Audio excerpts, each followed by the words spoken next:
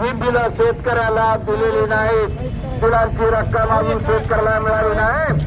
सगळ्या साखर कारखान्यांचा एक सुटीनं त्यांनी हे बिलं रोखलेली आहेत आणि म्हणून आपण सरकारकडे मागणी करतोय की यांना कारखान्याला तात्काळ 8 दिवसात बिलं द्यायला सांगा, त्यांना प्रेशराईज करा, त्यांना आदेशित करा।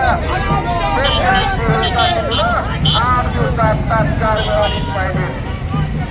भावांनो, चला आपण या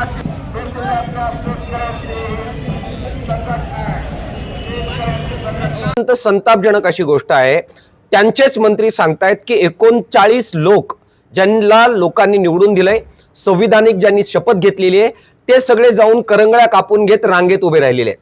काल मार्क्सवादी कम्युनिस्ट पक्षाची ऑनलाईन बैठक झाली आणि त्याच्यामध्ये निर्णय झालाय संबंध महाराष्ट्रभर 6 तारखेला हजारो मार्क्सवादी कम्युनिस्ट पक्षाचे कार्यकर्ते तालुक्यात मोर्चा काढणार आहेत। आमची मागणी आहे की संविधानिक पदाची शपथ घेतली, संविधानात सांगितलंय की वैज्ञानिक दृष्टिकोनातून आम्ही काम करणार, त्याची शपथ घेतलेले जे लोकप्रतिनिधी आहेत त्याप्रमाणे वागलेले नाहीत, त्यामुळे या 39 लोकांचे राजीनामे मुख्यमंत्री साहेबांनी घेतले पाहिजेत। ही मागणी घेऊन आम्ही 6 तारखेला संबंध महाराष्ट्रभर मोर्चा काढणार आहोत आणि या आमदारांना जाब विचारणार आहोत।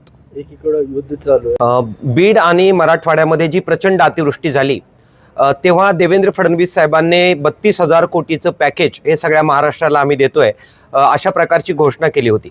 त्याच्यामध्ये आज 8,000 कोटी रुपये हे पीक विम्याच्या माध्यमातून शेतकऱ्यांना मिळतील अशा प्रकारचा युक्तिवाद त्यांनी सर्वांच्या समोर महाराष्ट्रभर केलेला होता।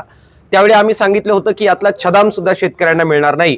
आता प्रत्यक्ष परिस्थिती अशी आहे की ज्यावेळी याद्या बाहेर यायला लागलेल्या आहेत, छदाम सुद्धा पीक विम्याचा शेतकऱ्यांना मिळणार नाही। अटी शर्तीच्या नावाखाली सर्व शेतकऱ्यांच्या तोंडाला पानं पुसली जात आहेत, त्यामुळे शेतकऱ्यांच्या मनामध्ये या विरोधात मोठा असंतोष आहे। दुसरी बाब जी आहे, कर्जमाफीची घोषणा राज्य सरकारने केली, मात्र ज्या अटी शर्ती सरकारने लावलेल्या आहेत त्याच्यामध्ये नियमित कर्जदारांना वगळलेले जे बावनकुळे साहेब सांगतायत की गाडी साधी असेल किंवा ट्रॅक्टर असेल त्यांना सुद्धा वगळलं जाणार आहे।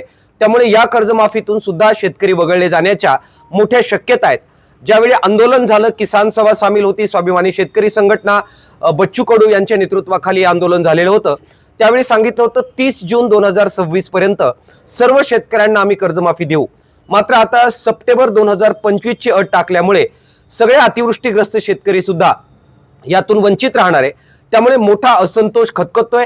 त्याचं नेतृत्व करत आज हजारोच्या संख्येने किसान सभेच्या नेतृत्वाखाली बीड पासून आम्ही मोर्चाला सुरुवात करतोय। बीड जिल्ह्याचे हजारो शेतकरी आज चालून जाऊन सरकारला ह्या 2-3 मागण्यांसाठी जाब विचारणार आहे।